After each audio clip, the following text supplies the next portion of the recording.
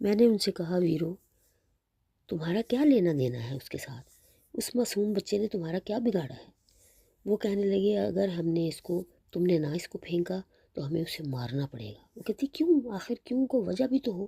وہ کہتے وجہ نہیں بتا سکتے، تو جلدی کر اور نکل یہاں سے۔ میں زار و قطار رو رہی تھی۔ ایک ان سے میں سے بولا کہ وہ کیوں اپنا مغز خراب کر رہے ہو، تم دونوں کو مار دو۔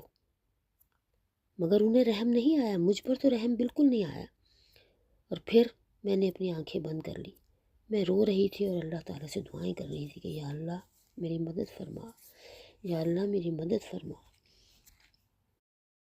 اپنے بھائی کے لیے دعا کر رہی تھی کہ یا اللہ اس کو کچھ نہ کرنا، اس کو کچھ ہو گیا تو میں کیسے زندہ رہوں گی اگر زندہ رہی تو۔ اچانک اسی میں سے جو ان تینوں میں سے جو بول رہا تھا، اس نے اچانک آ کر مجھ سے میرے بھائی کو چھین لیا، کھینچ کر اسے اٹھایا اور ڈنڈی پر بٹھا دیا۔ لیکن وہ بچہ اسی کے ساتھ چمٹا ہوا تھا، اس کو چھوڑ نہیں رہا تھا۔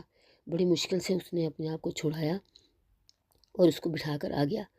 میرا بھائی اپنے ہاتھ اٹھا کر تڑپ رہا تھا، آپا آپا کر رہا تھا۔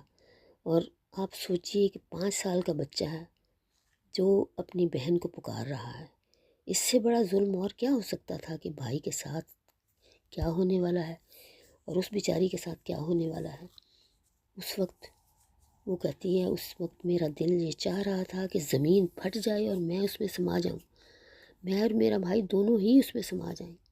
میرا بھائی متواتر تڑپ تڑپ کر بلک بلک کر رو رہا تھا۔ اب انہوں نے میرا لحاظ کرنا چھوڑ دیا اور ایک نے میرا ہاتھ پکڑا اور مختلف سمت میں دوڑ لگا دی۔ میرے بھائی کی آواز میرے کانوں میں تیزاب کی طرح ٹپک رہی تھی۔ میں نے اللہ تعالیٰ سے دعا کی یا اللہ میرے بھائی کو اپنی امان میں رکھنا، یا اللہ میرے بھائی کو اپنے امان میں رکھنا۔ میں کیا کروں، میں کیا کر سکتی ہوں؟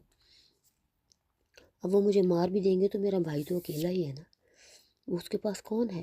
یا اللہ میں کیا کروں؟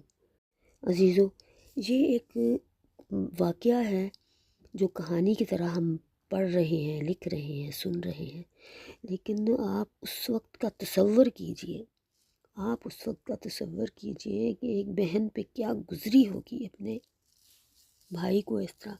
وہ بھائی بھی جیسے بچوں کی طرح اس کو تھا، اگر اس کا بچہ اپنا بھی ہوتا تو اسی عمر کا ہوتا، اور وہ بچے کو اسی نے پالا تھا۔